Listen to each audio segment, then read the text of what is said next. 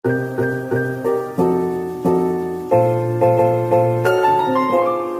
everyone, welcome back to Blast Cinema Channel. Akhirnya setelah berbulan-bulan saya rasa dikasih kesempatan lagi buat menemani kalian sumber cuannya Blast Cinema.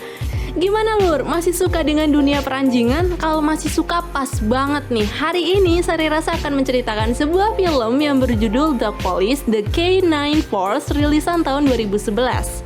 Ya udah Lur, karena Sari Rasa udah pengen banget menghiasi dunia perbacotannya Blast Cinema, langsung aja kita masuk ke alur ceritanya. Let's go!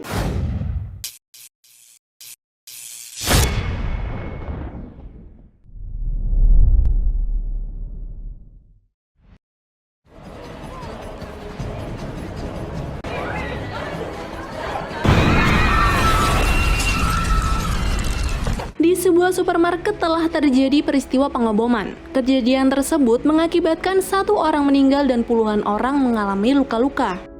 Yusa sebagai polisi lalu lintas sekaligus pemeran utama di film ini bersama kawannya berusaha menghalau para warga yang ingin masuk ke tempat kejadian. Tidak lama kemudian Yusa melihat seseorang yang gerak-geriknya mencurigakan. Dia segera mengikuti pria yang tidak diketahui identitasnya itu, dan saat pria tersebut sadar jika sedang diintai, aksi kejar-kejaran pun terjadi.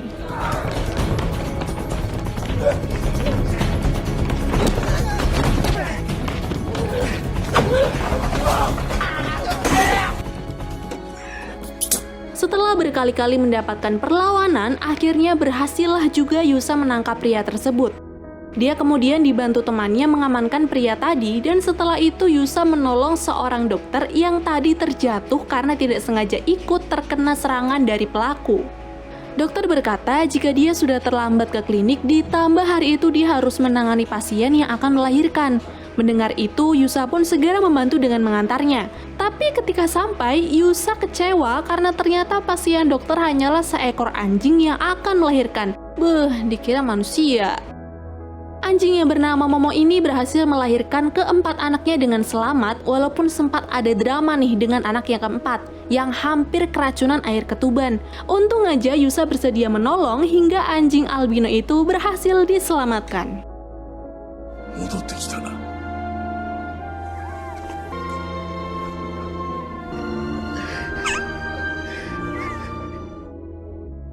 Keesokan harinya di kantor, Yusa dimarahi atasannya karena ternyata orang yang dia kejar bukanlah si pelaku pengeboman, melainkan pengedar narkoba. Yusa dimarahi karena dia telah melakukan penyergapan yang salah dan keluar pos saat proses evakuasi. Karena itu, Yusa yang dianggap telah melakukan kesalahan fatal dipindah tugaskan dari divisi lalu lintas ke divisi K9 atau keamanan metro pusat pelatihan anjing. Singkat cerita, sesampainya Yusa di kantor barunya, dia langsung bertemu dengan Kapten Mukai. Pertama kali masuk ke kantor itu, Yusa langsung merasa tidak cocok berada di tempat tersebut. Terlebih ketika dia disuruh Mizuno, instrukturnya, untuk memegang kotoran anjing. Suatu pagi, Yusa yang terluka gara-gara salah taktik dalam mengetes ketangkasan anjing diantar ke klinik oleh Mizuno. Yusa terus protes dengan pekerjaan barunya dan dia merasa sangat tidak cocok dengan divisi yang dia dapat. Bahkan Yusa sempat memohon kepada Kapten Mukai agar bisa dimutasi ke divisi detektif.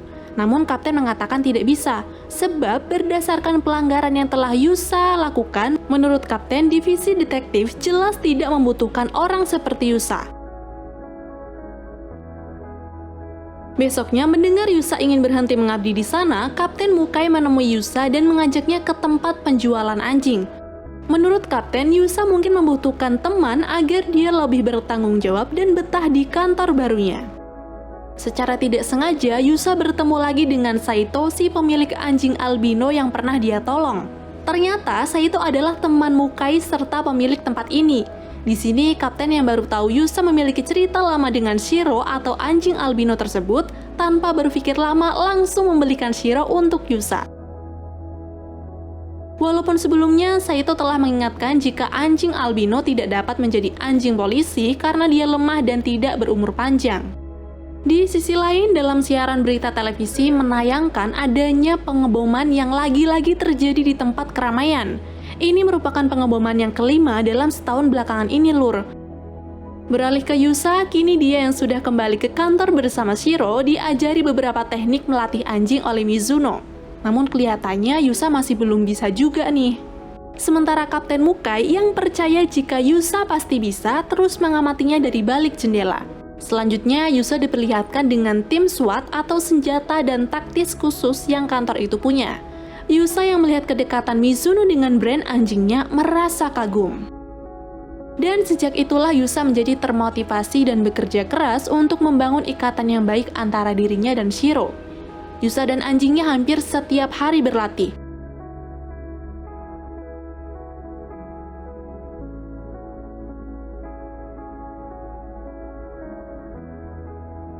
Beberapa hari kemudian, kedekatan Yusa dan Shiro semakin terlihat.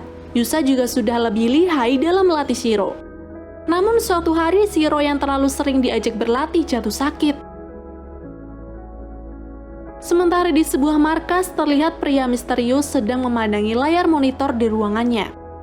Berpindah ke kantor keamanan, malam itu Yusa yang sedang menyisir bulu Shiro didatangi Mizuno. Dia sempat menanyakan apa alasan Mizuno, orang sehebat dia, mau bekerja di divisi ini. Mizuno kemudian mengatakan bahwa orang-orang di divisi ini sudah keluar negeri dan menyelamatkan banyak nyawa. Setelah itu, Yusa yang ternyata sebelumnya pernah melihat Mizuno mencoba menceritakan ulang cerita saat pertama kali dirinya melihat Mizuno.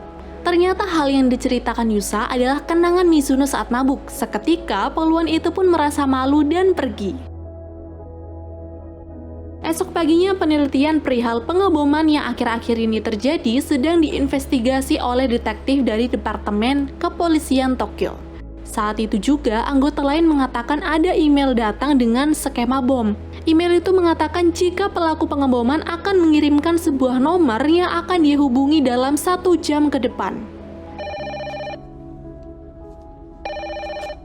Tak berselang lama, pelaku menelpon kantor Departemen Metro Pusat dengan menggunakan suara penyamaran. Pelaku mengatakan bahwa dia telah meletakkan bom di salah satu mall bernama Tama Shopping dan akan meledakkan bom itu tepat pukul 7 malam. Kepala Departemen Metro Pusat kemudian memerintahkan pasukan divisi keamanan untuk mencari keberadaan bom tersebut. Kapten Mukai kemudian mengerahkan Takekyo, Nagai, Nishimura, Mizuno, dan Yusa sebagai asistennya. Di sana mereka berpencar mencari bom yang disembunyikan. Beberapa saat kemudian berhasillah anjing Takekyo menemukan bom tersebut. Dan dari lantai atas terlihat si pelaku yang ternyata juga ada di sana sedang mengamati mereka. Di sisi lain, Yusa dan Mizuno menuju ke parkiran karena Bren terus menggonggong. Sepertinya Bren melihat si pelaku, namun sayang saat Bren akan mencarinya, dia malah terkecoh dengan pancingan bom.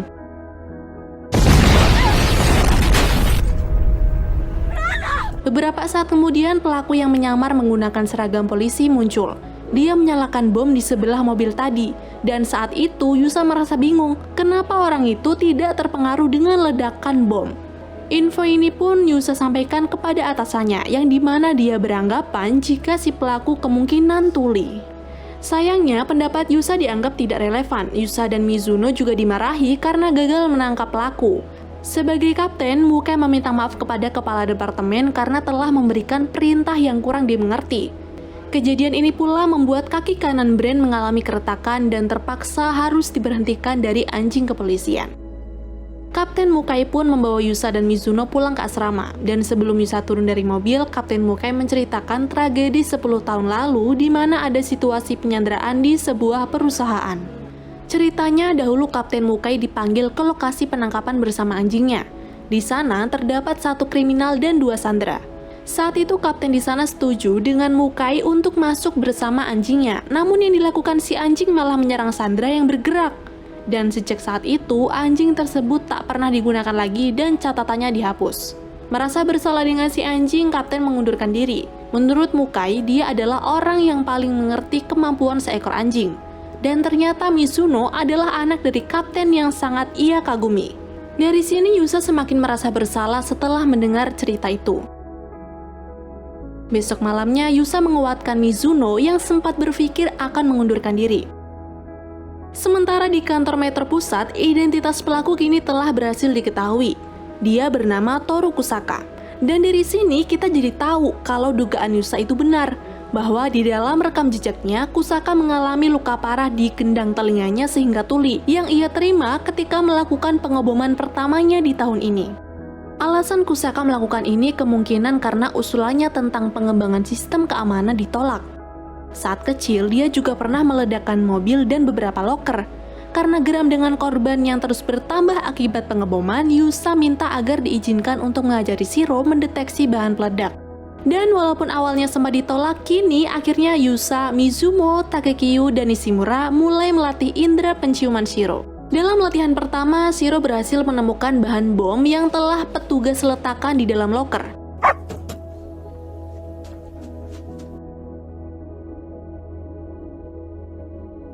Di tempat lain, pelaku kini sedang merakit bom yang tidak lama lagi akan ia letakkan di suatu tempat. Selain tertutup plastik, bom kali ini juga diletakkan dalam toples yang kemudian tempat itu diisi air, sehingga jelas ini sulit dideteksi oleh anjing pelacak. Besoknya pengeboman akan kembali terjadi di pusat konvensi Tokyo Big Ship pada jam 5. Pelaku mengatakan pada detektif untuk tidak mengevakuasi orang dari lokasinya, serta menurut Kusaka tak ada anjing yang bisa menemukan bomnya kali ini. Tak butuh waktu lama berita tersebut sampai ke kantor divisi keamanan. Di sini, Kapten Mukai tetap mengerahkan pasukannya pergi ke lokasi, walaupun mereka tidak ditugaskan. Sampai di sana, Mukai segera menemui Atsuka agar mendapat izin melaksanakan tugas, dan setelah disetujui, pasukannya pun mulai melakukan pencarian. Mereka berpencar di dalam mall yang besar, sementara di luar Atsuka mengatakan kepada Mukai jika dirinya khawatir, sebab si pelaku membuat bom sulit ditemukan walau anggota polisi sudah mengerahkan anjing pelacak. Tetapi di dalam mall, Shiro berhasil menemukan bau si pelaku. Dia kemudian mencari jejak Kusaka yang membuat Yusa dan Mizuno akhirnya berhasil menemukan bom tersebut. Mereka berhasil menemukan bomnya sebelum 3 menit lagi akan meledak. Dan karena 3 menit itu waktu yang sangat singkat, akhirnya para polisi memilih untuk melakukan evakuasi. Tak mau membuang waktu, Yusa segera membawa bom tersebut keluar. Yusa berusaha lari secepat mungkin agar bisa meletakkan bom tersebut di sebuah tong. Untung saja aksi dia berhasil, dan tepat setelah bom meledak, Shiro tiba-tiba saja lari ke arah kerumunan. Mengetahui jika pelaku ada di tengah kerumunan, Yusa langsung menembakkan pistolnya. Seketika orang-orang yang ada di sana panik dan jelas hanya pelakulah yang paling tenang sebab dia tuli. Oh, boleh juga si Yusa. Si pelaku kemudian melemparkan bom setelah melakukan kontak mata dengan Yusa sebelumnya.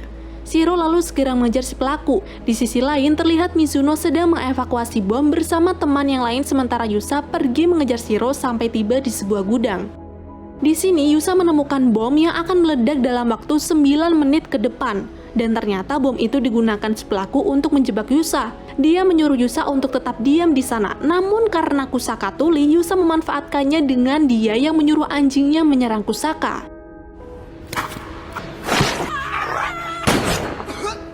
Tapi di saat itu juga, dada Yusa tertembak oleh Kusaka. Karena kesakitan, Kusaka akhirnya menembak ke segala arah yang membuat gudang berisi dirigen bahan bakar itu meledak. Kesialan Yusa ternyata belum berhenti lur. Selain tertembak, kini dia malah terjebak di reruntuhan besi. Melihat majikannya kesakitan, Shiro berusaha menyelamatkannya. Namun menyadari waktu yang mereka miliki tak lama lagi, membuat Yusa menyuruh Shiro untuk pergi. Tentu di sini Shiro tidak mau melakukannya, tapi karena melihat Yusa pingsan, Shiro terpaksa keluar untuk mencari pertolongan.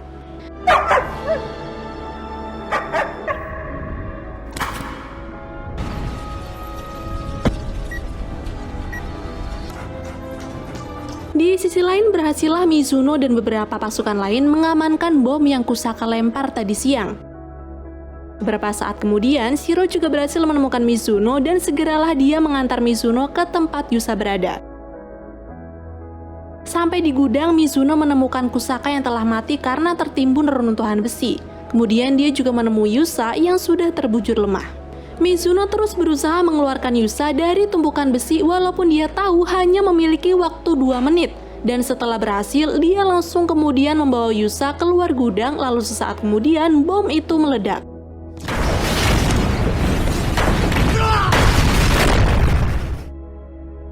Yusa Yusa lalu dilarikan ke rumah sakit. Dia juga sempat mengalami koma, tapi beberapa minggu kemudian setelah mendapatkan perawatan yang intensif, dia pun kembali sadar. Yang pertama kali dicari Yusa adalah Shiro, anjing kesayangannya. Di sini Mizuno yang ada di sana sangat berterima kasih kepada Yusa karena sudah melindungi dirinya saat ledakan terjadi. Tak berselang lama, Shiro datang bersama para sahabat Yusa dari divisi keamanan. Mereka pun terlihat sangat senang atas sembuhnya Yusa. Lalu scene ditutup dengan Yusa yang beberapa bulan kemudian kembali ke kantor divisi keamanan karena dirinya telah sembuh total, dan film pun selesai. Jadi gitu lur, cerita dari film Dog Police The K9 Force. Jujur sempat panik sih tadi waktu bomnya meledak. Tak kira Yusa yang bakal mati konyol atau enggak Shiro yang sengaja berkorban biar mati bareng. Ternyata Pak Sutradara ngasih kita happy ending lur. Oke, mungkin sekian dulu video kali ini. Sari Rasa dan tim mengucapkan matur nuwun. Bye and see you.